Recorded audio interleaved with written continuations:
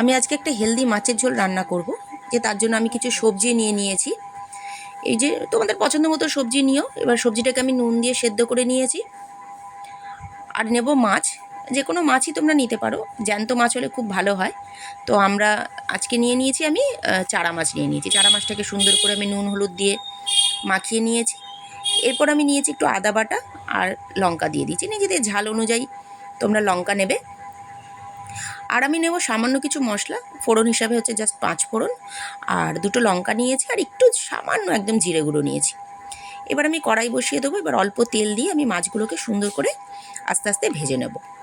বেশি তেল দেওয়ার দরকার নেই, যতটা কম সম্ভব তেল দিয়ে আমরা আস্তে আস্তে ভাজবো। এই যেমন ভাজা হয়ে গেছে মাছগুলো। এবার আমি আবার ওই কড়াইতেই, সেম কড়াইতে আমি একটু অল্প তেল দিলাম। তেলটা দিয়ে নিয়ে এবার ওর মধ্যে আমি আবার 5 ফোড়নটা দিয়ে দেবো।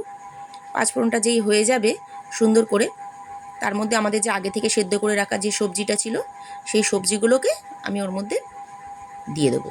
এই যে তার আগে একটু আদা বাটাটা দিতে হবে, আদা বাটা দিয়ে আমাদের মশলাকে কষে নিতে হবে। তার মধ্যে একটু সামান্য জল দিলাম যাতে ফোড়নটা পুড়ে না যায় মশলাটা। এবার ওর মধ্যে আমাদের রেগুলার যে মশলাগুলো রয়েছে, আমাদের হলুদ গুঁড়ো, একটু সামান্য জিরে গুঁড়ো, আর রং হওয়ার জন্য কাশ্মীরি লঙ্কা গুঁড়ো, ওটা দিয়ে আমরা সুন্দর করে কষবো। তারপরে আমরা সবজিটাকে দেব। এই যে মশলাটা আমি কষতে শুরু করে দিয়েছি, সুন্দর করে কষা হবে, তেল ছাড়বে আস্তে আস্তে মশলাটা থেকে। খুব সামান্য ধীরে ধীরে ধৈর্য ধরে এটাকে কষে নেবে, কারণ তেলটা অল্প দিয়ে রান্না তো। এই যে হয়ে গেছে আমার সুন্দরভাবে মশলাটা কষা। এবার আমি ওই যে সেদ্ধ করে রাখা সবজিগুলো এইবার দিয়ে দেবো। তোমাদের পছন্দ মতো সবজি এর মধ্যে দেবে। আমি একটু কিছু বিনস, পেঁপে, আলু, ঝিঙে এই সমস্ত দিয়েছিলাম। তোমরা আরও কিছু যার যেরকম পছন্দ সেই অনুযায়ী দেবে। ঝোলটাও নিজেদের পছন্দ অনুযায়ী গরম জল অ্যাড করবে যদি ঝোল বেশি লাগে।